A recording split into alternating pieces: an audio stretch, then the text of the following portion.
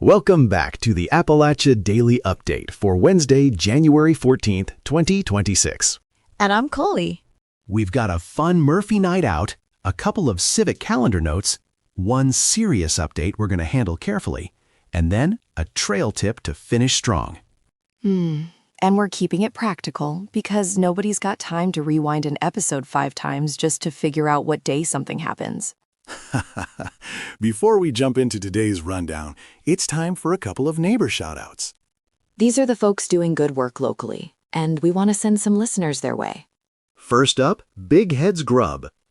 If you want a meal that feels like somebody cooked it because they actually care, Big Head's Grub is a solid pick. And if you've had them lately, tell them the Appalachia Daily Update sent you. Now a quick welcome to some new business followers. Appalachia Upholstery at appupholstery.com. It's game time, and you can find them on Facebook. Cyberlift at cyberlift.net. Ground Up Visuals at groundupvisuals.com. We appreciate you being here, and we're glad you're part of the Neighbor Network. Be sure to share the Appalachia Daily with your followers. All right, let's start in Murphy with a go-do this that feels like a warm blanket for your calendar. Murphy's Peachtree Community Center is hosting Grocery Bingo Night this Friday, January 16th. If you've never been, it's bingo with a community twist, and it's the kind of event where you can bring your aunt, your neighbor, and that friend who takes bingo way too seriously. You mean the friend who leans in and whispers, "I can feel a blackout coming." Exactly that friend. The whole point is simple. You get a fun night out, you support a community space, and you might go home with some groceries that make your weekend easier. And in January, anything that makes your weekend easier is basically a public service. If you're new to it, don't worry. Half the room is learning the rhythm the first time, and the other half is happy to explain the rules like they invented bingo themselves. Bring your lucky dabber if you've got one. And if you don't, just bring the attitude of a person who plans to win on vibes alone.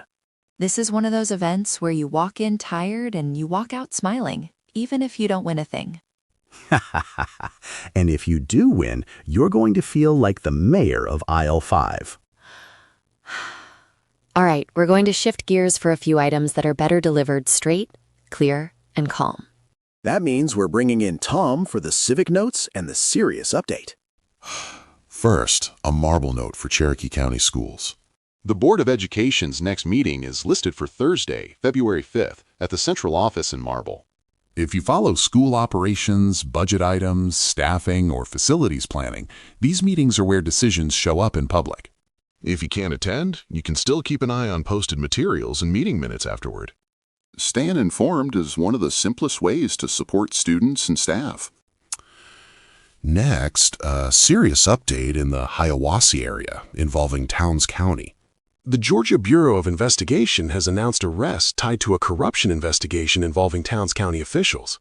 We are not going to speculate beyond what's in the official release, and we'll stick to confirmed updates as they are published. If you're looking for the most accurate information, rely on official statements and documented updates, not rumors.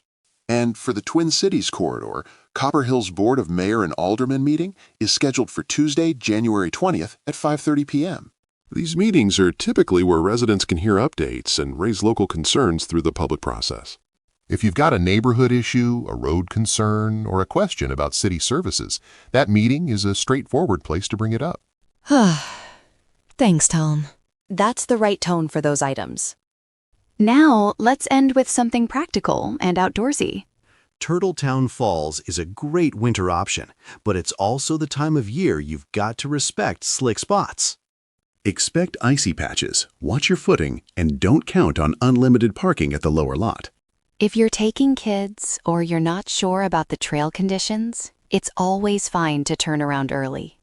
The best hike is the one you finish safely. And if you do go, take a minute and just listen to the water and the woods, because that's the whole point. That's your Appalachia Daily Update for today. Send tips to adu@riverrun.digital. We'll be back tomorrow with another local mix of good news and need-to-know updates. Take care of your neighbors, and they will take care of you.